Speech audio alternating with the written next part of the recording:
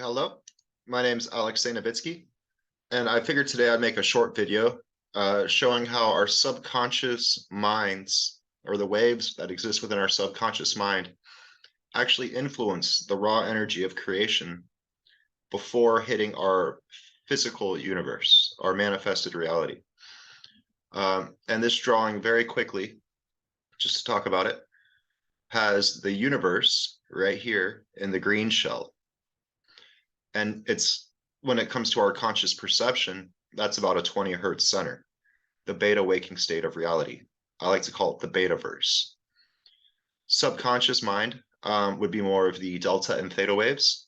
And so you have 0.625 hertz center is more of a delta wave, and that exists in the outer realms.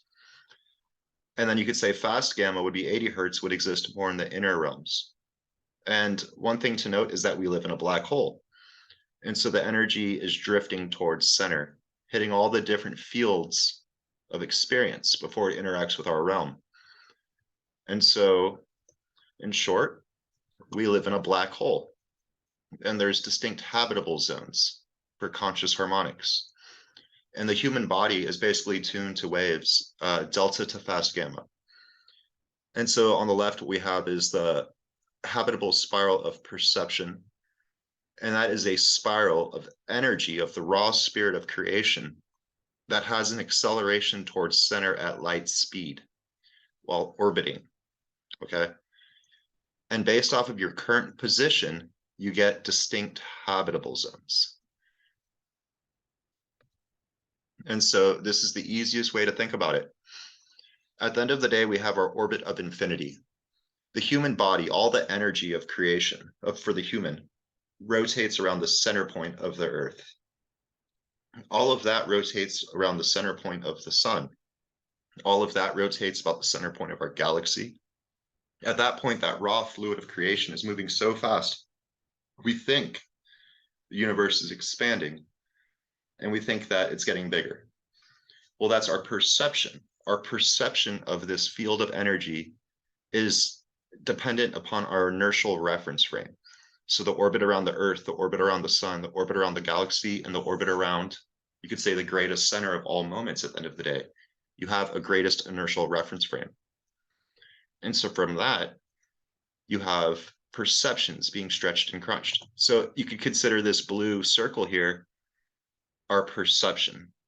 And if we're accelerating towards center at light speed while orbiting, we have time dilations and Lorentz contractions that exist as we perceive this raw fluid of creation.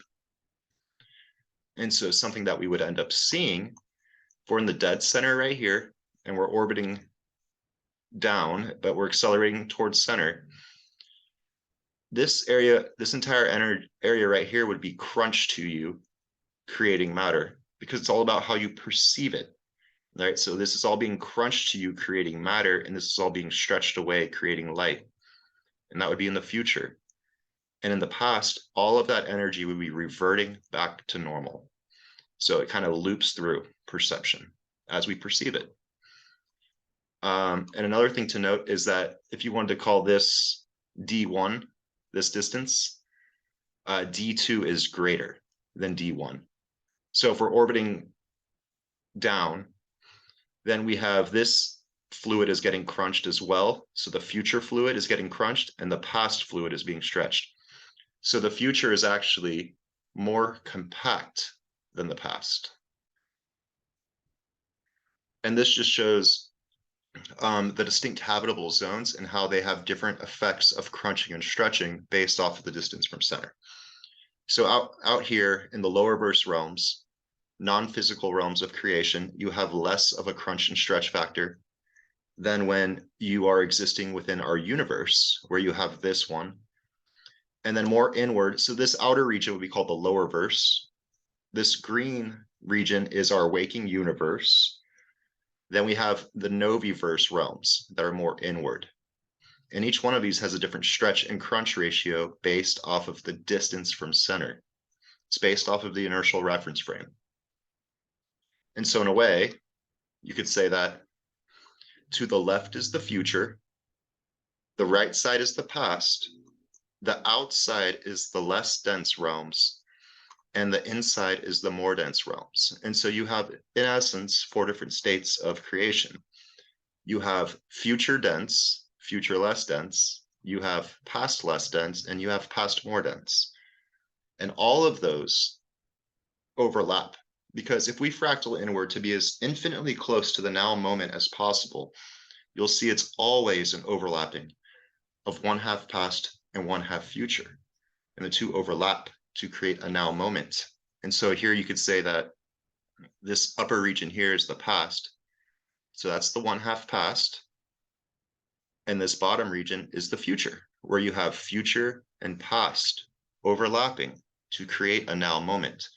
Because literally, space-time is expanding from every single point in space-time. That's why the whole idea of a Big Bang just doesn't make sense anymore, because it's all about our perception, perceiving a raw fluid of experience. At the end of the day, we have our greatest inertial reference frame of infinity.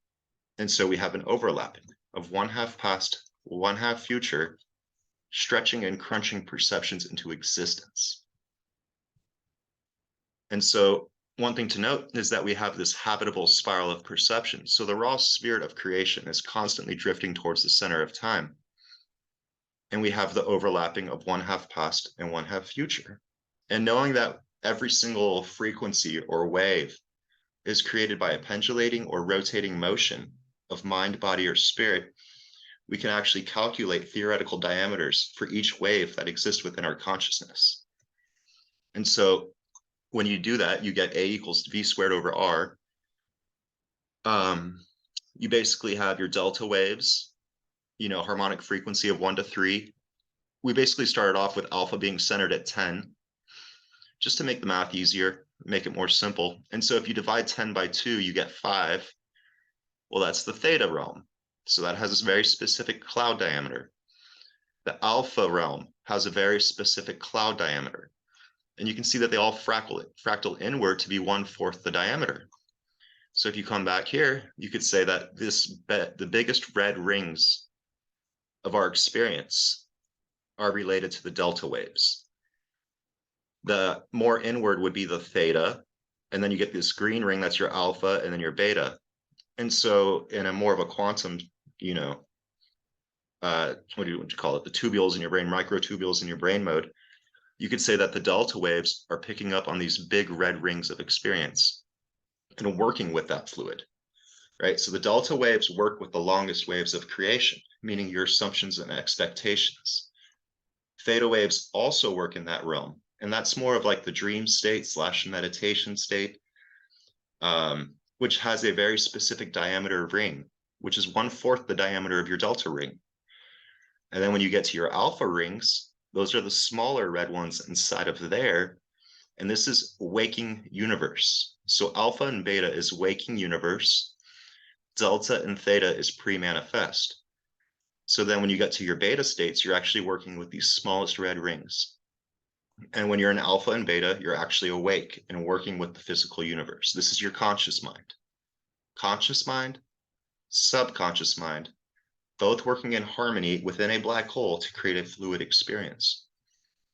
And so from that, you create the table of universes, and you realize that there's less dense modes of experience that we can perceive, less dense conscious types that exist outside our perception. And then there's more dense conscious types that exist outside our perception as well. And if you want to relate, well, we'll just avoid that kind of conversation. So there's beings that exist in the denser realms and beings that exist in the less dense realms. Harmonically, consciously, we can only interact with them when they exist within our delta to fast gamma states of consciousness. It's all relative. And so understanding that that each conscious harmonic basically interacts with certain fields of energies and has a very specific size, you can map out the circadian rhythm of a human properly tuned to the natural flows of space-time, meaning a human that's tuned to the rising and setting of the sun. And when you make that map, you basically realize that from 11 p.m. to 2:30 a.m., we're in the delta wave, and we have this transition here around 12:45 a.m. It's a transition from drifting outward to drifting inward. So there's an outward drifting aspect of creation, and there's also an inward drifting aspect of creation. And we go into more detail on that in that book, Spirit, the Vortex of Creation, where we show how this same motion, your circadian rhythm, is controlled by tidally locked fluids of the fifth dimension. Because at the end of the day, every physical experience is being manifested from the primal vortex of creation. But the point here is that we have an outward drifting and we have an inward drifting. At 2:30 a.m., we hit the theta field. And that's this raw energy of creation before interacting with our alpha and beta states, which is the physical universe. Alpha and beta is physical universe. Delta and theta is the pre-manifest realms, because we live in a black hole and the energy is drifting inwards. And so this is the circadian rhythm mapped within the fifth dimension, right here. And the reason it has this gyroscopic precession is because it's all coming from one vortex. And that relates specifically also to the human heartbeat. It relates to the hydrogen atom. It relates to the 25,920-year precession of the Earth. It relates to all aspects of creation, this greatest vortex. And the one thing to note, so now when we put them all together, we see that we have our daily orbit right here, which is this purple line, is our daily orbit. And then we have the habitable spiral of perception. And so just to keep it as simple as possible, this is our waking universe, alpha and beta, the green and the blue rings. The pre-manifest is the delta and theta waves of energy that come into our perception. And so you could see that if the energy is spiraling inwards and it all needs to synchronize to create one fluid experience, one physical manifestation with all of our wants, don't wants, assumptions, and expectations, you see that this raw energy of creation will first hit your delta waves, and then it will hit your theta waves, and then it actually starts working with the manifested realm. So that's where subconscious trainings have everything to do with your ability to actually have like a happy life and be successful. And I guess in short, just to finish it, become aware of your subconscious minds, because at the end of the day, ultimately, those are what will end up determining the physical experience you have. If you want to pray, you could say, or connect to the lower verse realms, there's specific times that are good for that. For example, 10:30 p.m., we're tucking back into the theta field, so that's a great time to listen. 2:33 in the morning is a great time to start projecting and asking. We have this dip at noon, perfect time for a nap. And yeah, I just think it's really cool. So I just wanted to make this short video to show how the subconscious mind, meaning assumptions and expectations that we hold subconsciously, actually start synchronizing with this fluid of experience before it hits our waking reality of alpha and beta. So hopefully this makes some sense. And yeah, I hope you guys enjoyed it, and I hope you have a great night. Thanks for watching.